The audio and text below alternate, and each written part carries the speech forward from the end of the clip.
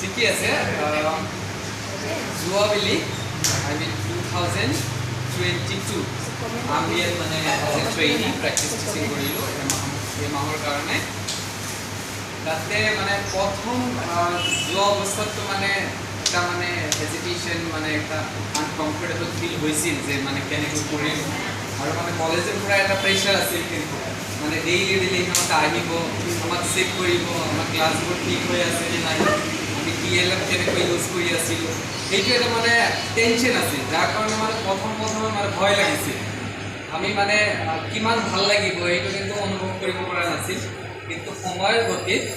দেখা গ'ল যে নাই স্কুলটোৰ লগত মানে এটা ভাল পোৱাৰ জন্ম এটা হ'ল তাৰ কাৰণ মানে ছাত্ৰ ছাত্ৰীবিলাকেও মানে আমাক বহুত আঁকোৱালি লৈছিল যথেষ্ট আমি আগতে কিন্তু ইহঁতে বহুত ইম'চনেল হৈ পৰিছিল বহুত ভাল পাইছিল ছাত্ৰ ছাত্ৰীসকলে আৰু আমিও ভাল পাইছিলোঁ তাৰপিছত যদি কওঁ মানে ছাৰসকলৰ পৰা স্পেচিয়েলি আমি ছাৰ আপোনাক কওঁ আৰু আমাৰ যিবিলাক বাকী ছাৰ আছে তেওঁলোকৰ লগত চবেই মানে কোঅপাৰেট কৰিছিল ডেফিনেটলি হেল্প কৰিছিল তাৰ কাৰণে আমি এমাহ কৰিব বিচাৰিছোঁ বাট ছাৰৰ কথাটো অলপ এক্সেপশ্যনেল হয় কাৰণ ছাৰে যেনেকৈ আমাক হেল্প কৰিছে মানে যেনেকৈ আমাক গাইড কৰিছে আৰু যেনেকৈ মানে এনকাৰেজ কৰিছে মটিভেট কৰিছে আমাক যে টিচিং দিয়াৰ কাৰণে তাতে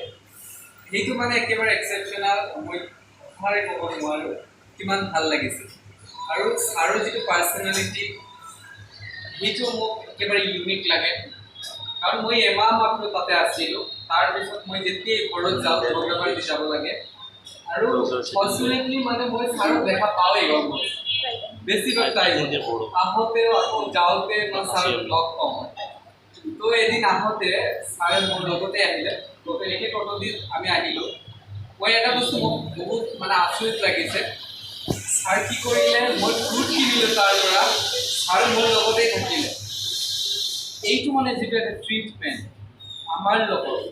মই ছাৰ কেতিয়াও এক্সপিৰিয়েঞ্চ কৰা নাই মোৰ লাইফত it was first time actually মই এনেকুৱা মানে এক্সপিৰিয়েঞ্চ হ'ল যে এনেকুৱা মানুহ থাকিব পাৰে আচলতে বহুত মানে এইখিনি মুগ্ধ হৈছোঁ মই বহুত ভাল লাগিছে আকৌ আপুনি সময়ৰ অভাৱ যোৱা নহ'ল কিন্তু আপুনি যে কৈছিলে এইটো মোক বহুত ভাল লাগিছে আৰু তাতে দি যাওঁতে মানে বাৰ বাৰ আপুনি মোক মাতিছিলে ছাৰ আপোনাৰ যিটো এইটো আমাৰ প্ৰতি যিটো এটা ভাল পোৱা আমাৰ প্ৰতি যিটো আপোনাৰ মানে এটা থিংকিং চিন্তাধাৰা এইটো ডেফিনেটলি এজন মানুহক মানে কমফৰ্টেবল কৰাৰ কাৰণে এইটো যিকোনো এজন মানুহক যিকোনো পৰিৱেশত মানে কমফৰ্টেবল কৰি তুলিব আৰু আপোনাৰ এইটো ব্যৱহাৰ এইটো আমাৰ প্ৰতি ভাল পোৱা থকাৰ কাৰণে কিন্তু আমি আনকি স্কুলত এমাহ বহুত এনজয় কৰিব পাৰিছোঁ আৰু ভালকৈ শিক্ষাদান কৰিব পাৰিছোঁ ফাইনেল ডে আমাৰ যিটো প্ৰেক্টিছ টিচিং আছে ফাইনেল প্ৰেক্টিছ টিচিং সেইদিনাও কিন্তু আমাক আপুনি বিভিন্ন ধৰণে মটিভেট কৰিছিল ব্লেকবোৰ্ড কেনেকৈ ইউজ কৰিব লাগে কিমান কনফিডেণ্টলি আমাৰ কথা এইবিলাক ক'ব লাগে ক্লাছটো আমি কেনেকুৱা ৱেত আমি কণ্ডাক্ট কৰিব লাগে এইবিলাক যে ছাজেশ্যন আপুনি দিছিলে সেইটো আমাক বহুত মটিভেশ্যন দিছিল আৰু তাৰ কাৰণে আমি এটা ভাল পাৰফৰ্মেঞ্চ দিব পাৰিছোঁ তো মই কৈ শেষ কৰিব নোৱাৰোঁ মানে বহুত আছে কোৱাৰ কাৰণে যিটো আৰু কিছুমানে ক'ব কিন্তু আপোনাৰ প্ৰতি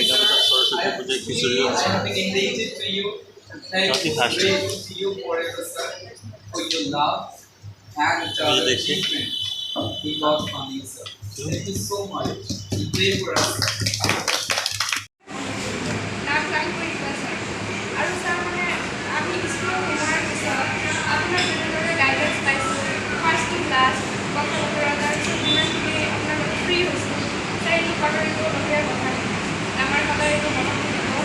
আৰু ছাৰ মানে প্ৰথমত স্কুলত গৈয়ে বেলেগ টিচাৰ নামতে আপোনাৰ নামটোহে আগত যাব পাৰিছোঁ মানে ছাৰ মই জানি পাইছোঁ আপোনাৰ নাম তাৰপিছতে মেজৰ হেডমাষ্টাৰ চবে আছে সিহঁতৰ নাম পাইছোঁ আৰু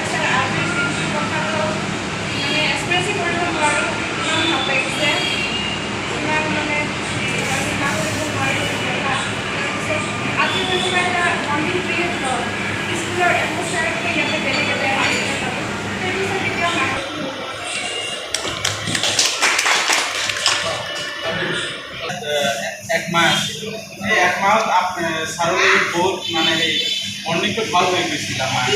ছাৰে আমাক মানে খবৰ চবৰ সোধা আছিল কিবা প্ৰব্লেম হ'লে ছাৰে আগত অহা আছিল এটা কথা মনত আছে এই কি কয় অংকিতাক কোনোবা এটা জুনিয়ৰে কিবা কৈছিল মনত তেতিয়া কোনো এটা ছাৰ আহে না ইকবাল ছাৰে আহিছে ছাৰে আহি পানিছমেণ্ট বেলেগ কোনো ছাৰে আৰম্ভ কৰিম না মই তিনিটা বাইক কৰি আৰম্ভ কৰিম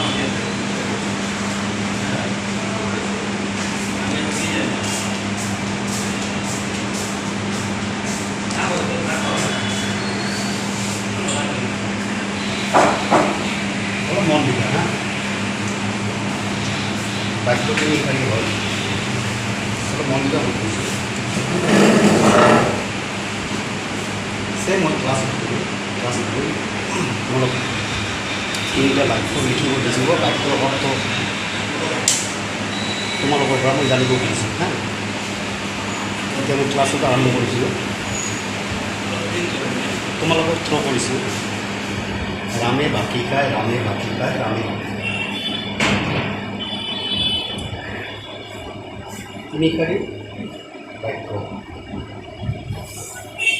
এতিয়া অলপ চিন্তা কৰাচোন বাক্য তিনিশাৰী কি অৰ্থ উলিয়াইছে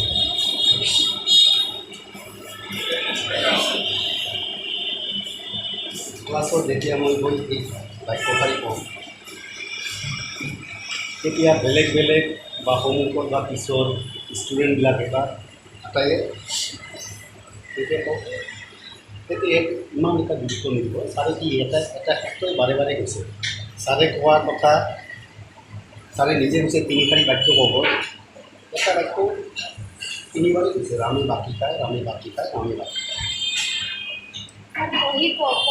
ঠিক আছে এতিয়া এই বাক্য তিনিশাৰী আকৌ মই কওঁ আৰু তাৰ অৰ্থটো তোমালোকে অলপ মন কৰিব ফাৰ্ষ্ট বাক্য হ'ল ৰামে বাকী খায় এইটো ৰামে কোনোবা এটা দোকানত বাকী খোৱা বুজাইছে বাকী খোৱা ফাৰ্ষ্ট লাইনটো ফাৰ্ষ্ট বাক্যশাৰী ছেকেণ্ডটো মই ৰামে বাকী খায় মানুহে চিঙৰা খাইছে দিয়ে কি খাইছে এজনে বাহিৰত দিছে ইয়াত খাইছে ইয়াতো অৰ্ডাৰ কৰা তেতিয়া মই ক'লোঁ কিবা কি খায়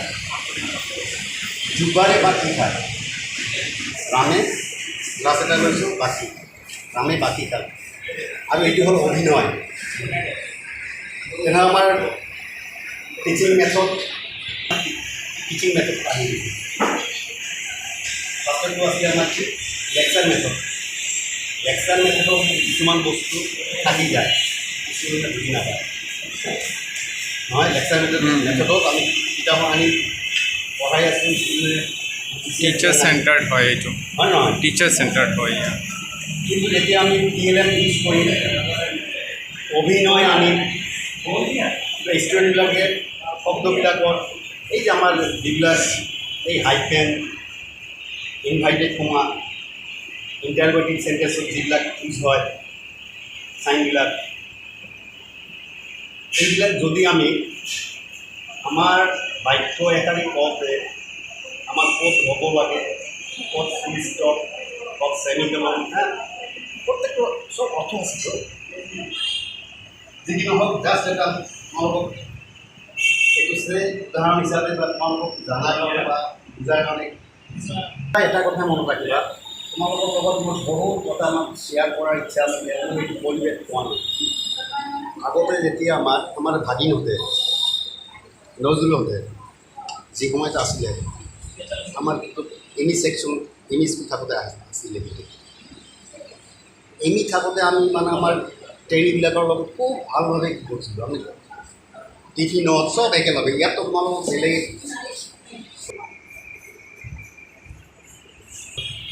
ইমান মানে অলপ বেয়াভাৱে হয় বেয়াও লাগে তাৰপিছত এই আমাৰ প্ৰেক্টিছ টিচিঙৰ সময়